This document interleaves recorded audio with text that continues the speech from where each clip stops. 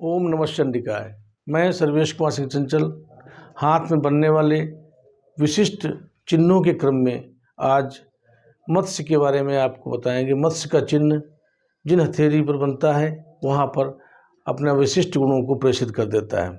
ख़ास तौर से ये चिन्ह जो मछली का चिन्ह होता है, जिसमें कि नीचे की तरफ पूँछ का चिन्ह और ऊपर मुंह का चिन्ह बना होता है, ये अगर ऊर्ध्व है, ऊपर की तरफ को है, तो ये अति शुभ मानी जाती है और इसका आना उस पर्वत पर आने वाले विशिष्ट गुणों को और अधिक बढ़ाने का कार्य करता है।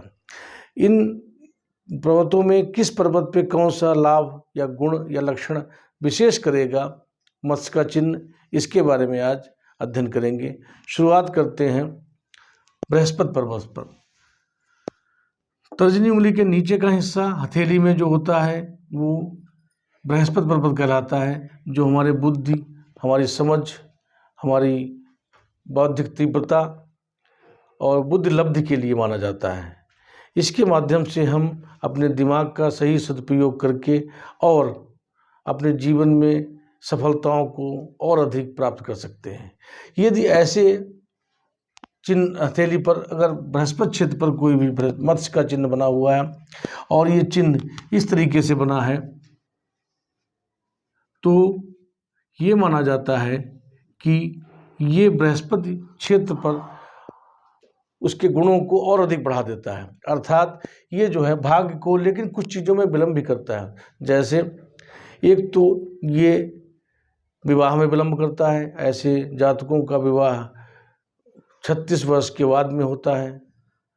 और ख़ास तौर से जो चीज़ देखी जाती है कि अगर बृहस्पति क्षेत्र पर मत्स्य का चिन्ह है तो मध्य अवस्था यानी 42 वर्ष और 44 वर्ष के बाद में ऐसे लोगों का भाग्योदय होता है। साथ में अगर कोई बृहस्पति रेखा इसके मुंह से निकली है तो और भी जल्दी इसमें सफलताओं के चांसेस बन जाते हैं। इस तरीके से मत्स्य का चिन्ह अगर बृहस्पति बना है तो ऐसे जातक बौद्धिक रूप से बहुत अच्छे माने जाते हैं। साथ ही साथ वो अपने विचारों से, अपने बुद्धि के स्तर से अपनी सफलताओं को अपने आप प्राप्त कर लेते हैं। लेकिन उनका भाग्य परिश्रम और विलंब के साथ में होता है। लेकिन जब से उनका भाग्योदय होता है वो स्थायी और अच्छा सुखद जीवन उनके भविष्य में आता है। ये लक्षण बृहस्पति का माना जाता है। ऐसे ही ये चिन्ह जो शनि क्षेत्र है यानी मध्यमा उंगली के नीचे का जो क्षेत्र होता है वो शनि क्षेत्र कहलाता है। यानी बृहस्पति और सूर्य पर्वत के बीच का जो पर्वत है वो शनि पर्वत कहलाता है। अगर यहाँ पर मत्स्य का चिन्ह है तो ऐसी स्थितियों में और भाग्य रेखा नीचे से जाती हुई इसमें स्पर्श करती हुई और ऊपर निकलती थोड़ी सी है, तो ऐसे में माना जाता है कि ऐसे जो जातक होते हैं वो गूढ़ विद्याओं के ज्ञाता होते हैं और साथ ही साथ में इसमें धन का विशेष योग बनता है। विचारधाराएं धार्मिक होती हैं और ऐसे लोग जो होते हैं अपने जीवन में स्थायित्व प्राप्त करते हैं। ऐसा कोई कार्य करते हैं जो उनके जीवन में धन का एक बेस बन जाता है और वो उस बेस के आधार पर अपने जीवन में कभी भी धन की कमी नहीं होने देते। यानी वो मत्स्य का चिन्ह उनके जीवन में कभी भी धन का अभाव नहीं होने देते। ऐसा एक आधार बन जाता है जिसमें हानि की संभावनाएं कम रहती हैं। ये चिन्ह अगर सूर्य पर्वत पर बने, सूर्य पर्वत अनामिका उंगली के नीचे का हिस्सा और बुध और शनि के बीच का हिस्सा कहलाता है। ये शनि क्षेत्र है, ये बुध क्षेत्र है, इसके बीच का जो क्षेत्र होता है वो कहलाता है सूर्य पर्वत। अब अगर कोई भाग्य रेखा नीचे से निकलती हुई इसमें स्पर्श करती हुई आगे बढ़ जाती है तो ऐसे बहुत शुभ लक्षण माना जाता है। ये लक्षण पद प्रतिष्ठा सम्मान के लिए माना जाता है। ऐसे जातक जो होते हैं वो प्रतिष्ठित होते हैं और उनका सम्मान अपने देश के साथ साथ में अन्य देशों में भी फैलता जाता है। लेकिन माना जाता है कि ये लक्षण जो होता है वो कभी कभी कलाकार जो अपनी कला के माध्यम से, संगीत के माध्यम से, गायन के माध्यम से, आर्ट के माध्यम से, किसी डिजाइनिंग के माध्यम से जो कलाकार होते हैं उनके हाथ में भी ये लक्षण पाया जाता है। और ये लक्षण विशेष तौर से राजयोग का एक विशेष लक्षण भी बनता है। जिन जातकों के हाथ में सूर्य पर्वत पर अगर मत्स्य का चिन्ह है तो ऐसे जातकों का हाथ में राजयोग बनता है और वो राजयोग के माध्यम से जीवन में धन, वैभव, भूमि, भवन, वाहन आदि सभी का ऐश्वर्य प्राप्त करते हैं और अपने जीवन को अपने क्षेत्र में और अधिक बढ़ाते हुए सफलता को प्राप्त करते हैं।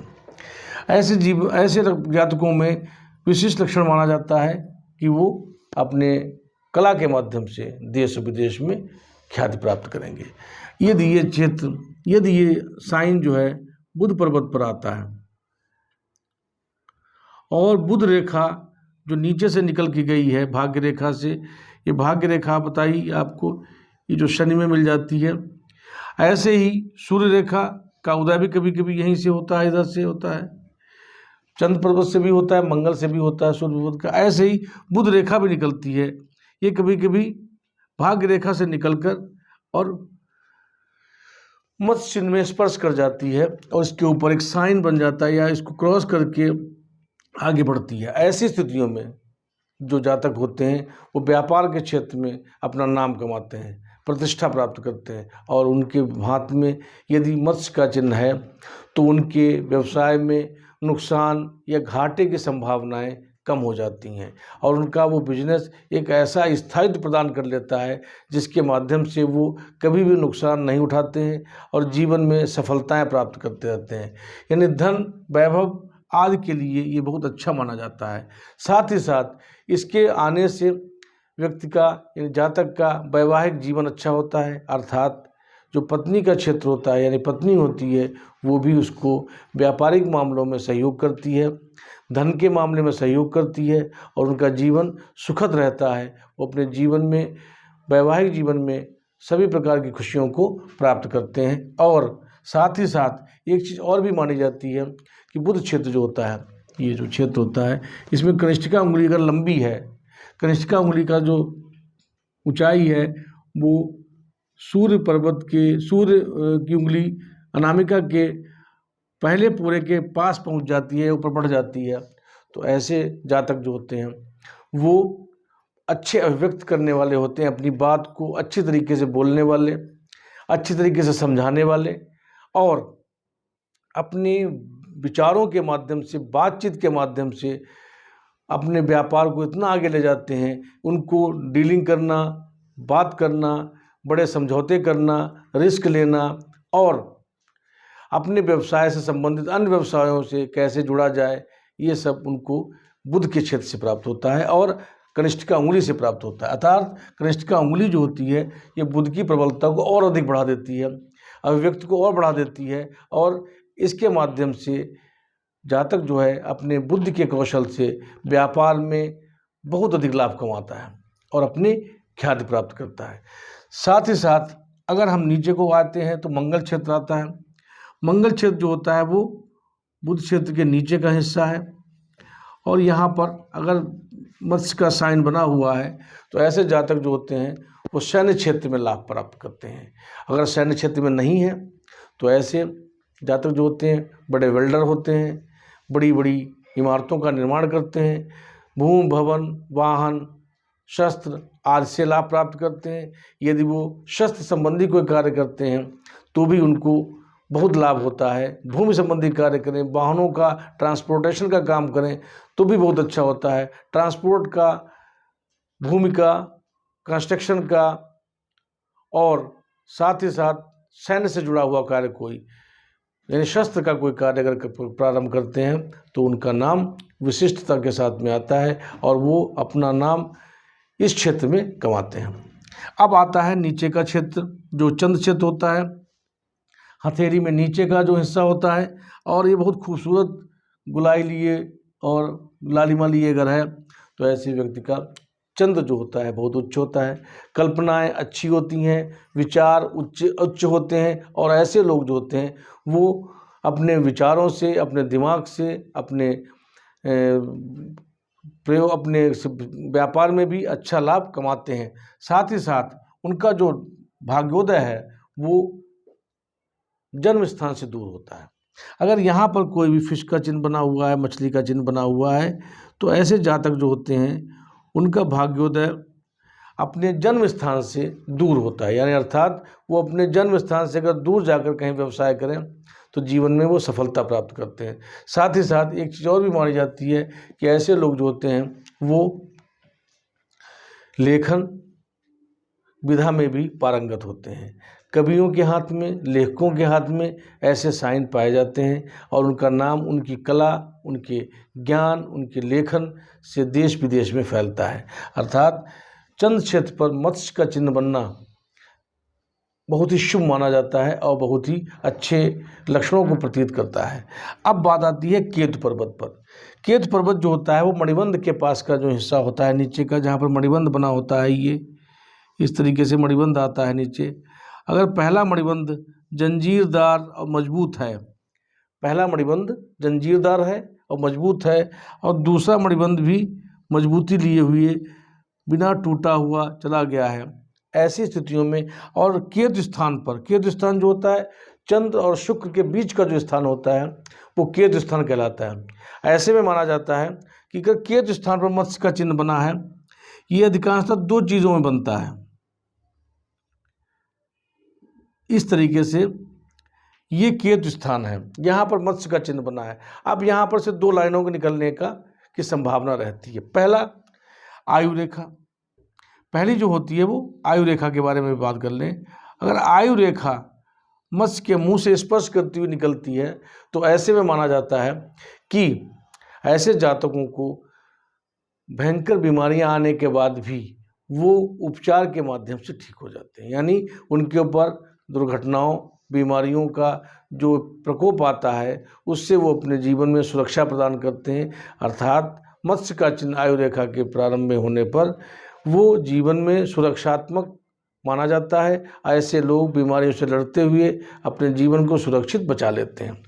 ये कार्य होता है मत्स्य चिन्ह का केतु पर्वत पर। कभी कभी इसी से भाग्य रेखा का भी उदय होता है। अगर ये भाग्य रेखा मत्स्य के मुंह के पास से निकलकर आगे बढ़ती है, ऐसी स्थितियों में ये भाग्य रेखा ऐसे जाती हुई और अपने शनि पर्वत पर पहुंच जाती है, और वहाँ पर सिर्फ एक सिंगल भाग्य रेखा ही है, सिर्फ एक भाग्य रेखा ही है, तो ऐसे जातक जो होते हैं राजयोग बनाते हैं। जीवन में बचपन से ही उनको संघर्ष के बाद में, प्रारंभिक संघर्ष थोड़ा होता है, उसके बाद में जीवन में वो आगे बढ़ते चले जाते हैं और सभी प्रकार के सुखों को प्राप्त करते हैं। यदि ये रेखा दोमुही हो जाए तो और भी लक्षणों को विशिष्टता प्रदान कर देती है। अगर ये त्रिशूल के रूप में बन जाए तो विशिष्ट लक्षण बना देती है। ऐसे लोगों के हाथ में राजयोग होता है, उनका लाखों करोड़ों का टर्नओवर पर डे का होता है और वो कभी भी धन के मामले में उनको अभाव नहीं रहता और जीवन के सभी सुख सुविधाओं को प्राप्त करते हैं। अर्थात भाग्य रेखा का मत्स्य चिन्ह से निकलना, मत्स्य के मुंह से निकलना और अपने निश्चित क्षेत्र पर पहुंचना, ये एक राजयोग का लक्षण माना जाता है। और ऊपर अगर वो दो मुही, तीन मुही रेखा हो गई है तो उसमें और विशिष्टता आ जाती है। ऐसे लोग कभी भी किसी भी मामले में पीछे नहीं रहते, सफलताएं उनको आकर मिलती रहती हैं। साथ ही साथ जो शुक्र पर्वत है, अगर शुक्र पर्वत की बात करें, अगर शुक्र पर्वत पर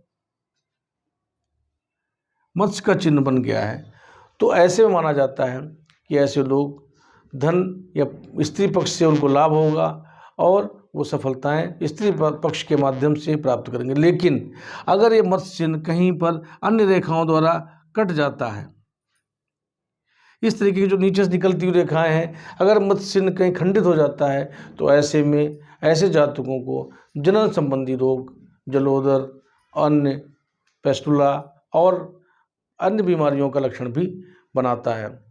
ये लक्षण जो होता है, ऐसे लक्षणों में यहाँ पर मत्स्य चिन्ह कभी कभी कुछ नुकसान भी प्रदान करता है। साथ ही साथ एक चीज़ और भी देखी गई है, राहु क्षेत्र। राहु का जो क्षेत्र होता है वो यहाँ पर भी यहाँ से यहाँ तक माना जाता है। ये जो क्षेत्र होता है राहु का क्षेत्र माना जाता है। मस्तिष्क रेखा और आयु रेखा के बीच का जो हिस्सा होता है वो राहु का क्षेत्र माना जाता है। राहु का क्षेत्र के में भाग्य रेखा, मत्स्य रेखा का आना खास तौर से ऐसे जातक जो होते हैं यंग एज पर, यानी युवा अवस्था में भी अपने जीवन को भाग्योदय हो जाता है। और वही 21 से 25 वर्ष के बीच में ही ऐसे जातक जो होते हैं सफलता के चरम बिंदु पर पहुंच जाते हैं और वहां से उनकी प्रोग्रेस शुरू हो जाती है। इसी तरीके से जो भाग्य रेखा, आयु रेखा के साथ में जहाँ जहाँ पर मत्स्य का चिन्ह पाया जाता है वो जातक के गुणों को और अधिक बढ़ा देता है। उस पर्वत से संबंधित लक्षणों में तीव्रता प्रदान कर देता है, विशिष्टता प्रदान कर देता है और ऐसे जातक अपने जीवन में सफलता प्राप्त करते रहते हैं और जीवन को सुखद बनाता है। अर्थात मत्स्य का चिन्ह जीवन में खुशियाँ लाने का कार्य करता है। आप किसी के हाथ में अगर ऐसा चिन्ह है और जिस पर्वत पर है उसका आप अवलोकन कर सकते हैं। साथ ही साथ में इस प्रकार के और भी चिन्ह मालूम होते हैं। एग्जैक्टली पूरा यही फिगर नहीं, कभी ऐसा भी चिन्ह हो सकता है, कभी थोड़ा सा नीचे पतला हुआ, कभी इस टाइप का और कभी इस टाइप का भी मत्स्य का चिन्ह प्रदर्शित हो सकता है। ये सभी चिन्ह आकृति के रूप में मत्स्य के चिन्ह के रूप में ही जाने जाते हैं। अगर ऐसा कोई चिन्ह भी आपके हाथ में आ रहा है तो भी वो शुभ लक्षण कारक माना जाएगा। आज का वीडियो आपको अच्छा लगा हो तो आप लाइक करिए, सब्सक्राइब करिए और अपने फ्रेंड्स और परिवार के साथ में शेयर करिए। थैंक्स।